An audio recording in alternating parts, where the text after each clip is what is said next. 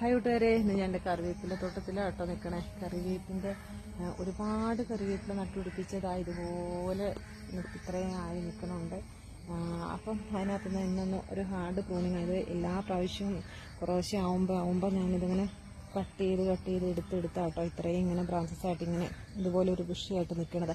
അപ്പോൾ അതിന് വേണ്ടുന്നതായിട്ടുള്ള കാര്യം ഇതിനകത്ത് പുളിപ്പിച്ച കഞ്ഞിവെള്ളവും പഴയ ചോറും ഒക്കെ വന്നു കഴിഞ്ഞിട്ടുണ്ടെങ്കിൽ ഞാൻ ഇതിനകത്ത് കൊണ്ടുവന്ന് ഒഴിച്ചു കൊടുക്കും കേട്ടോ. അപ്പം അതുപോലെ തന്നെ അതായത് ഇതുപോലെ ഇങ്ങനെ ഒടിച്ചെടുക്കണം. അതിൻ്റെ കൂമ്പ് ഞാൻ കാണിച്ചു തരാം. അതുപോലെ ഇവിടെ വെച്ച് നമ്മൾ ഇങ്ങനെ ഒടിച്ചെടുത്ത് കഴിഞ്ഞിട്ടുണ്ടെങ്കിൽ അവിടെ നിന്ന് അടുത്ത ബ്രാഞ്ചസ് വന്നോളും. അപ്പോൾ ഇതൊക്കെ ഞാനിങ്ങനെ ഒരാഴ്ച കൂടുമ്പോൾ ഇതിനകത്ത് എടുത്തുകൊണ്ട് പോയി വയ്ക്കും. നമ്മുടെ അത്യാവശ്യത്തിന് കറിക്കൊക്കെ നമ്മൾ ഇതുപോലെയൊക്കെ പങ്ക് വയ്ക്കും. പിന്നെ ആരെങ്കിലും വന്ന് ചോദിക്കുകയൊക്കെ ചെയ്തിട്ടുണ്ടെങ്കിൽ അവർക്കും കൊടുക്കും. ഇപ്പോൾ എല്ലാവർക്കും തന്നെ കറിവേപ്പിലൊക്കെ ആയി. നേരത്തെ എന്ന് വെച്ചിട്ടുണ്ടെങ്കിൽ എല്ലാവരുടെയും വീട്ടിൽ കറിവേപ്പില ഉണ്ടായിരുന്നില്ലല്ലോ. കറിവേപ്പിലയൊക്കെ നട്ടാലും പിടിക്കത്തുമില്ലായിരുന്നു. അപ്പോൾ ഞാൻ ഇപ്പം ഇതിനകത്തുനിന്ന് കുറേ കമ്പുകൾ ഇങ്ങനെ കട്ട് ചെയ്തില്ലേ. ഇനി അവിടെ നിന്ന് എല്ലാം ബ്രാഞ്ചസായി ഇങ്ങ് വരും കേട്ടോ. ഇനി ഇപ്പോൾ ഇതിനകത്തുനിന്ന് എടുത്തതാണ് ഇത്ര. നമുക്ക് പിന്നെ ഉള്ളതെന്ന് വെച്ചിട്ടുണ്ടെങ്കിൽ ഇതാ ഇവിടെയൊക്കെ അതുപോലെ തന്നെ കൊണ്ടുവന്ന് നട്ടതാണ്.